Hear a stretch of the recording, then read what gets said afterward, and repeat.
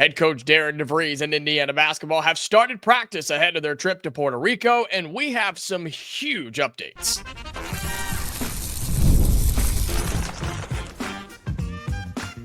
You are Locked On Hoosiers, your daily podcast on the Indiana Hoosiers.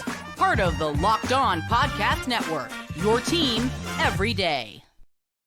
Welcome, and it is the Locked On Hoosiers podcast. I'm your man, Jacob Goins. I appreciate you being here, making this your first listen or your first watch every single day. We are part of the Locked On Podcast Network, which is your team every day. And we've got a jam-packed show for you here on this Thursday, the final day of July. Isn't that so crazy, man? We've got fall practice underway that we're going to talk about a little bit later. Curt Cignetti met with the media that we'll talk about a little bit later. And Indiana basketball is practicing right now as they get these 10 extra practices ahead of their trip to Puerto Rico. And that's what we talk about today. We'll talk about that trip to Puerto Rico in itself and why it's important, what they'll get to do, and why it can benefit this team in particular. But the first practice is in the books for Indiana basketball, and we've got some notes from folks who were there. We've got some video that Indiana put out and some takeaways overall.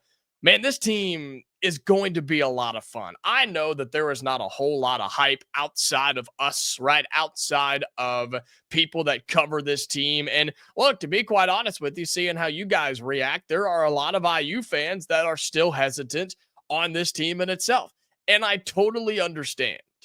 And I'm by no means saying after the first practice that this team is going to make it to the Sweet 16 and flirt with a Final Four and a national title. By no means am I saying that.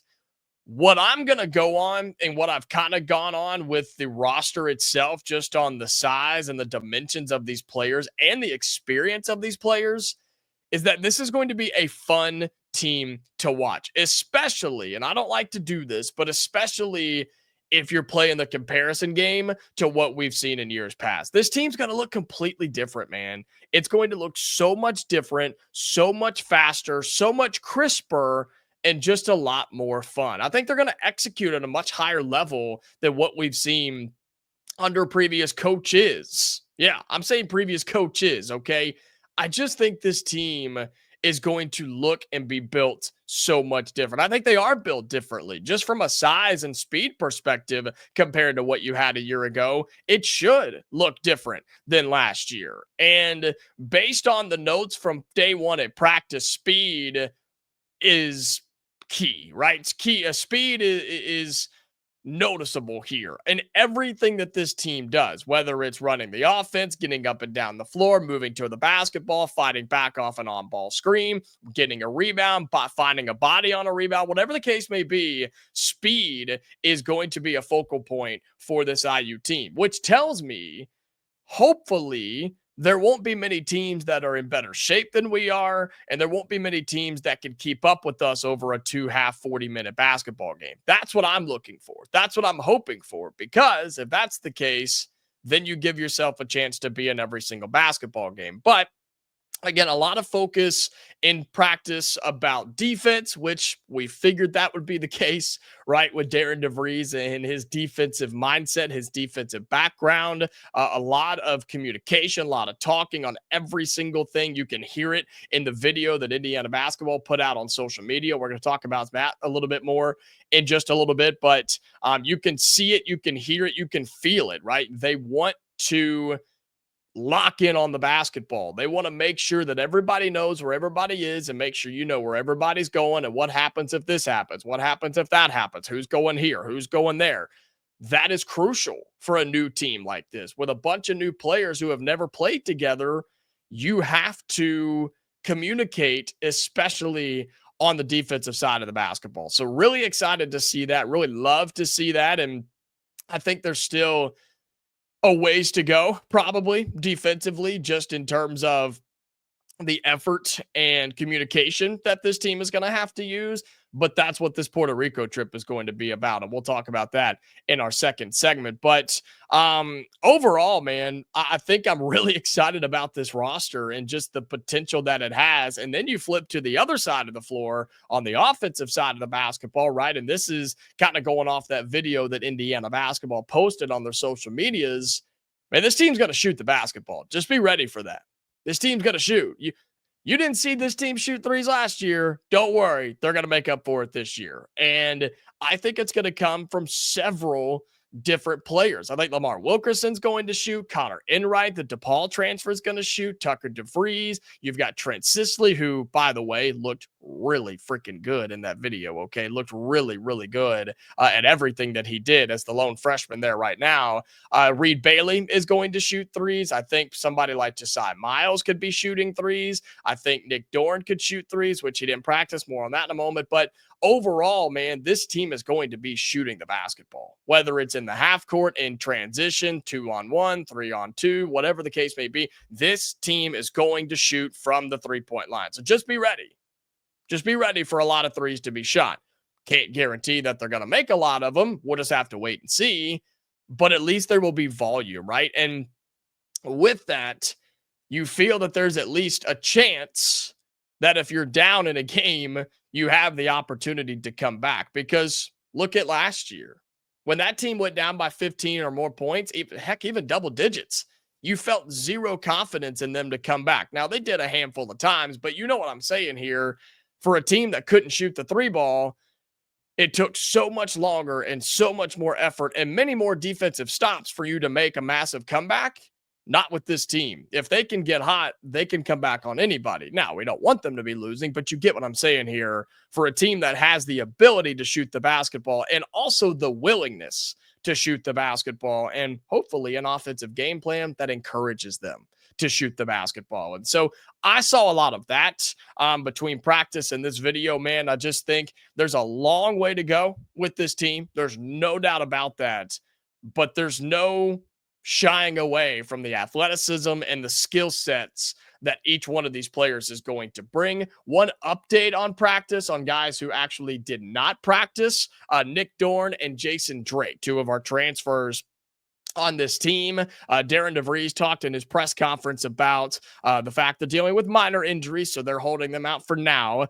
Doesn't seem to be anything too significant there, but they did not practice. We'll see kind of what their availability is leading up to Puerto Rico and also in Puerto Rico, where this team will play 3 games as well. And I thought Devries had some interesting things to say. Nothing groundbreaking, nothing just crazy that he mentioned in his opening press conference, but I think he is kind of echoing a lot of the things that I'm saying, or maybe I'm echoing a lot of the things that he said. Of impressive day one, long way to go, especially on the defensive end of the floor, but this team gets after it, man. They absolutely fly in everything they do, and I love that. I love the change of pace with Indiana basketball. I'm ready for them to be a threat again and do everything at 100% and 100 miles an hour. So really excited about this team, really excited about practice being underway. We'll talk more about that in just a moment because they have these practices because they're going to Puerto Rico. We'll remind you of what that trip looks like and why it's important. We talk about that coming up next here on the Locked On Hoosiers podcast. Today's episode of Locked On Hoosiers is brought to you by Drip Drop. If you're trying to stay on top of your routine, whether that's working out, long days on campus, or you're staying focused through back-to-back classes, hydration is where it all starts, and that's where Drip Drop comes in. Drip Drop is doctor developed and scientifically proven for fast hydration. It uses the perfect balance of sodium, electrolytes, and glucose to help your body absorb fluids quickly, delivering 3 times the electrolytes and half the sugar of a leading sports drink. For me, my go-to flavor, I've tried almost all of them, not all of them just yet, but they're all just so pure and crisp and delicious and not overbearing. They're all just, I'll literally just close my eyes and grab one and I'm good to go when it comes to Drip Drop. Because look, I've tried a bunch of the electrolyte powders. They're just too heavy. They're too much. I feel like I'm drinking syrup, or I don't know, man. I'm just saying I don't prefer those. Drip Drop has really changed the game. Nothing tastes as good or works as fast as a Drip Drop packet for me. And right now, Drip Drop is offering Locked On listeners 20% off your first order. Just head to dripdrop.com and use the promo code Locked On College. That's dripdrop.com. Promo code Locked On College for 20% off. Stock up now before the heat hits hard. Welcome back into Locked On Hoosiers. Again, appreciate you being here, making this your go-to spot for all things Indiana athletics. And again, practice is underway. They've got some going before they head out to Puerto Rico. Okay, excited for this team to make this trip. If you forgot kind of what this looks like, the Hoosiers will be in Puerto Rico for an international foreign tour is what they call it. They'll be there August 5th through August 12th. And this is something that college basketball teams are able to do. I believe it's once every 4 years, and you're allowed to go on these foreign tours, and you go through a travel agency that the university hires, basically, and you get to go and compete against international teams. You get to compete against foreign squads. I think Baylor just did it like a week or two ago, and you get to go and travel somewhere, see somewhere that probably most of your guys haven't seen before, but you also get to play legitimate competitive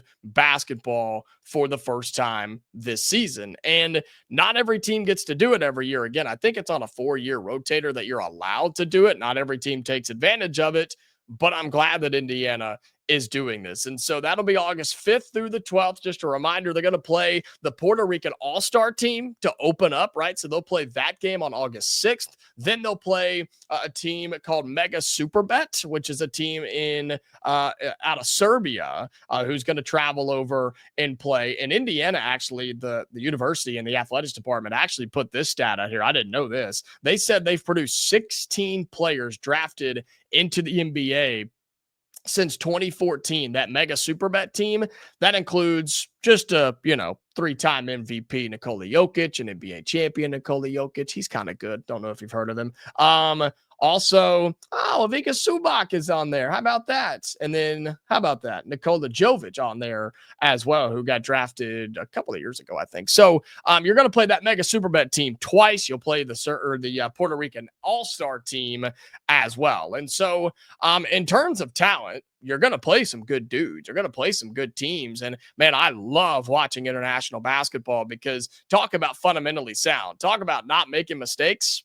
That's the teams that you're about to play because they value possessions. They value the basketball more than the American game does. Let's just be honest. I mean, American basketball has unfortunately gone down the path of, well, if we turn it over, it's fine. We'll just get a shot up next time. We'll just make up for it. We'll shoot a 3 later on, right? I mean, it just seems that's where the American game is going.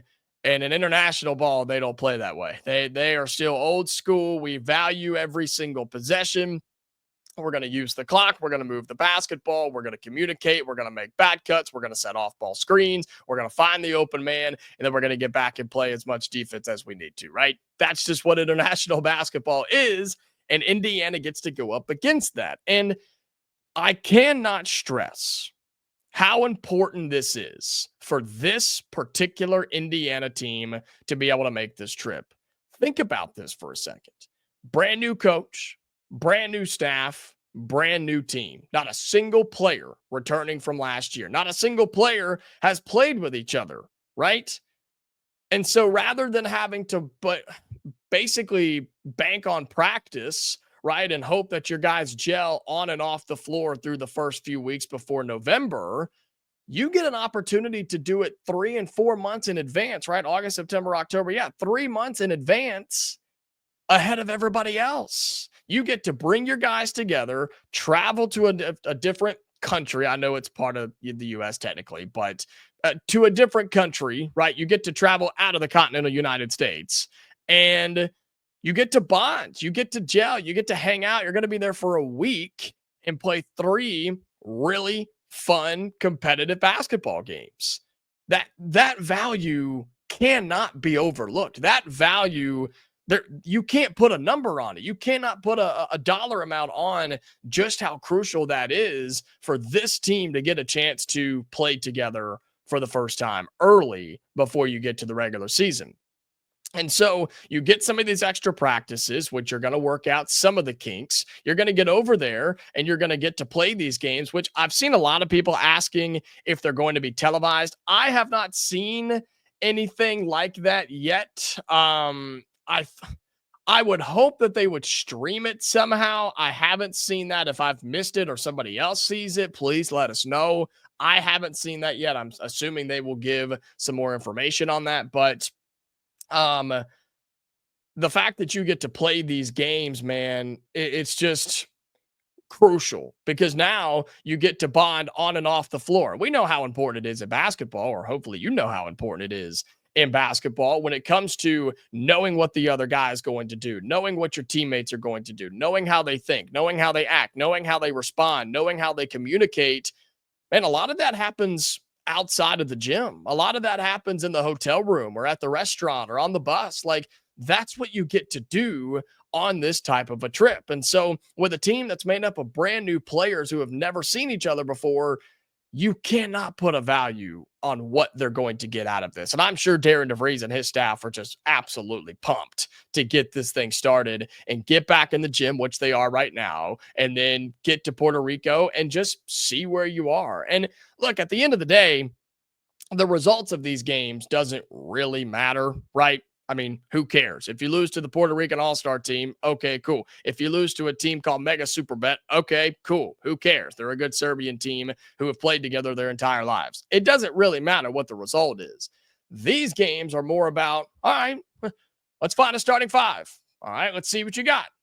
All right, let's play this starting five. Let's see what you got. All right, let's try this starting five. Let's see what you got. All right, cool. Let's bring you off the bench first and see how that goes. All right, let's replace him with you and see how that goes. And, oh, that didn't work very well. All right, let's put this guy in here, move him over here. Let's play him at the 4. We'll move him over to the 3. We'll move you to the 1. Well, you see what I'm saying? Like, that's what the luxury of this trip, that's what you're going to be able to do. Sure, you want to win, right? Of course you want to win, and you want to execute at a high level on both ends of the floor.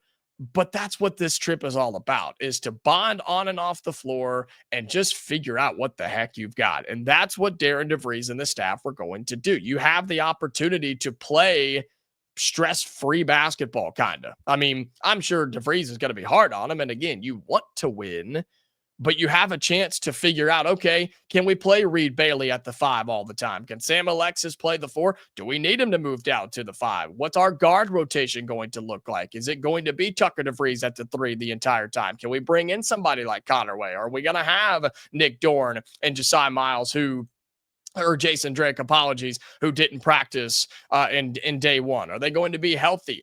I think Alexa Ristic is supposed to be available for this team. I think I remember hearing that when he committed to the Hoosiers that he's supposed to be a part of this trip. In terms of Asimovic, that I don't know yet. I have not seen that. I will try to look into that a little bit more and see if he's supposed to be a part of this trip as well. But that's what you get to do, is just move a bunch of puzzle pieces around, see what works, see what doesn't, see if it fits or see if it don't. I mean, that's what you get to do.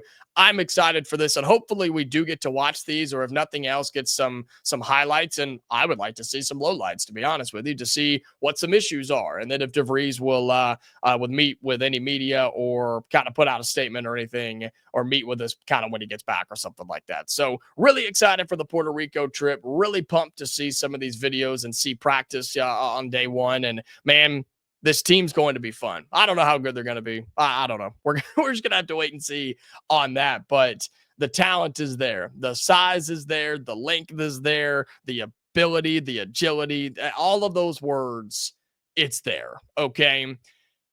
It just all has to come together. At the end of the day, it's all got to come together. And if you can do that, you're going to win some games. You're going to beat some teams you're not supposed to. And I think Indiana will finish higher than people are predicting. I don't know how much higher. And I think we're picked like 11th or something in the Big Ten, somewhere in there, 11, 10, 12. I don't know. Higher. Take the over. Take the over on that. Indiana will finish higher than that. And I'm not overreacting to one day of practice. I've been saying this for months now. If you've been watching or listening to this show, you know that. I've been high on this team just from the roster standpoint. And I can't wait to see what the coaching now does now that they're able to practice a little bit. So, again, Puerto Rico coming up for this team. It'll be August 5th through the 12th. They'll play a game on August 6th. They will then play that Mega Superbet team. They will play game 1 on August 9th, and then they'll play them again on August 11th. That's the Wednesday, August 6th Saturday, August 9th, and then Monday, August 11th. So keep that up and keep that in mind. We will try and get some info on those, try to cover those the best that we can. Fortunately, I'm not going to Puerto Rico. Would love to, but can't swing that just yet. But we will definitely talk about it when they get back and break it all down for the Indiana Hoosiers. All right, coming up on our final segment here on Locked On Hoosiers, we flip over to football because fall practice has opened up. It's here, and Curt Cignetti told us all about it. We'll have that for you coming up next here on Locked On Hoosiers.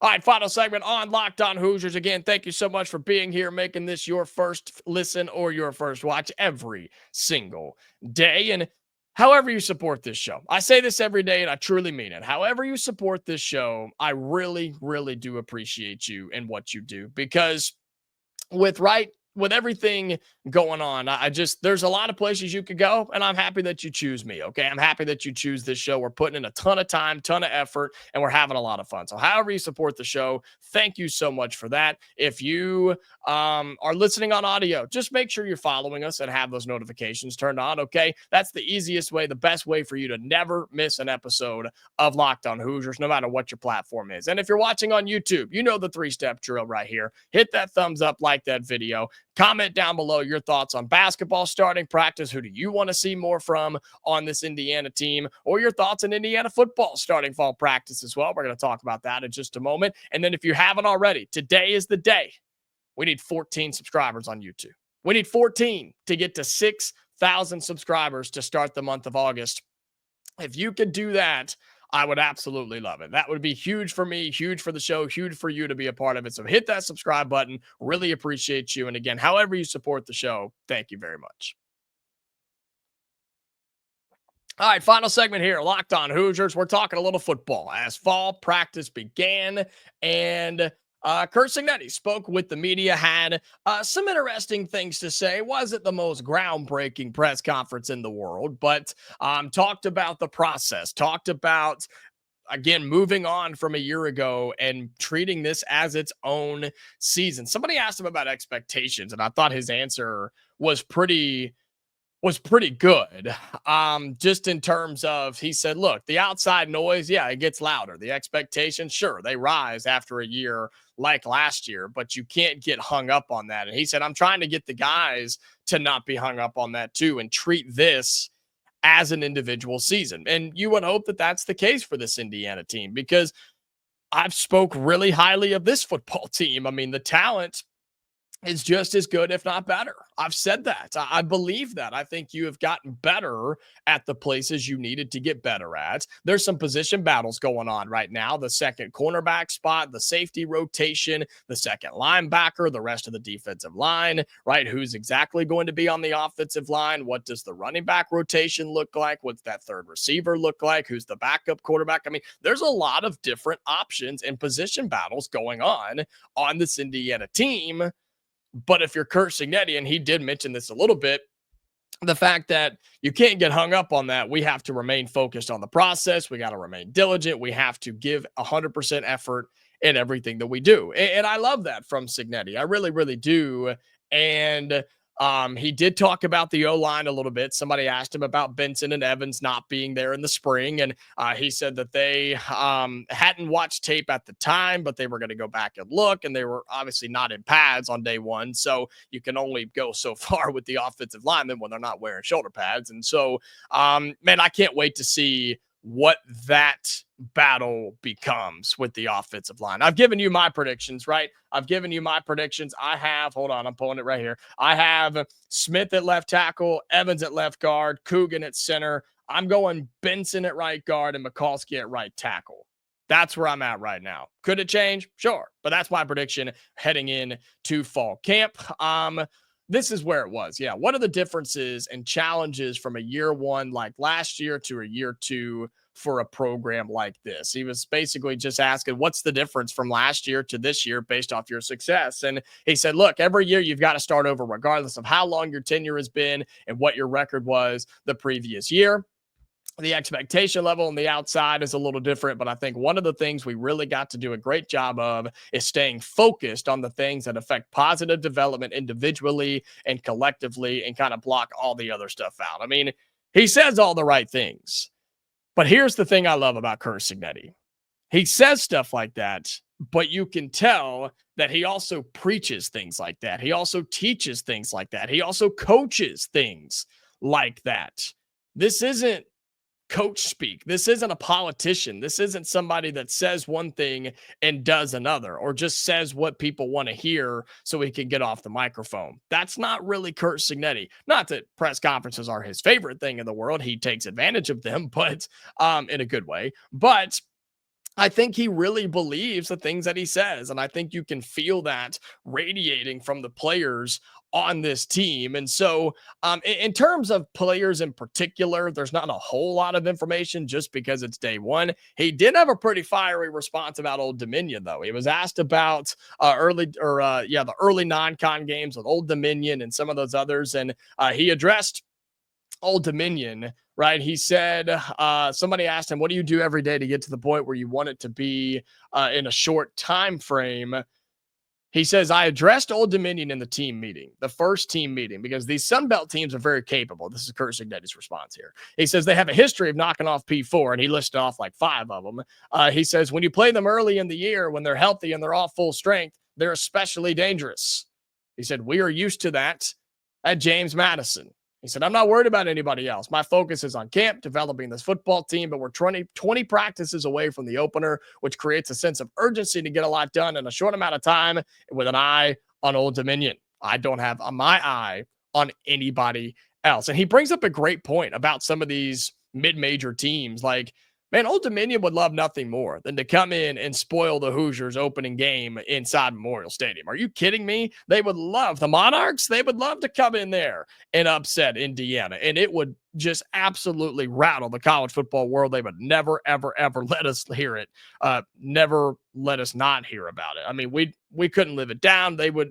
God, I'd never join a Locked Up Big Ten Squad show again. I'd never join one again. We have another one coming out today, by the way. Be sure you check that out. But I love that from Cignetti because he's channeling his experience from his time at those levels. He understands the motivation that those teams have, the focus and the preparation that those teams have. He says, yeah, we're not falling into that trap. Nope. He said, no, we're good. We're going to focus on Old Dominion for now, and we'll focus on the rest of the teams on the schedule at a later date. So, overall, day one of practice, you just don't get a whole lot. Again, no pads. They're just going through the routine, kind of getting back into the swing of things. And so we'll have a lot more practice updates as the days and weeks go on, as we do get closer to the start of the season. And so I'm excited to see a lot of these position battles. How does Fernando Mendoza look? Do the newcomers fit the system? Do the returnees step up as leaders? All those certain things we're going to be talking about here on Locked On Hoosiers. All right. But we are out of time for today's episode. Again, thank you so much for being here, supporting the show every single day. Make sure you subscribe to the YouTube channel. It's free. It's easy. All it's going to do is notify you when we post a new episode. Okay. We are back tomorrow for another episode to wrap up the week, Hoosier fans. All right. So until then, stay safe. I'll talk to you later.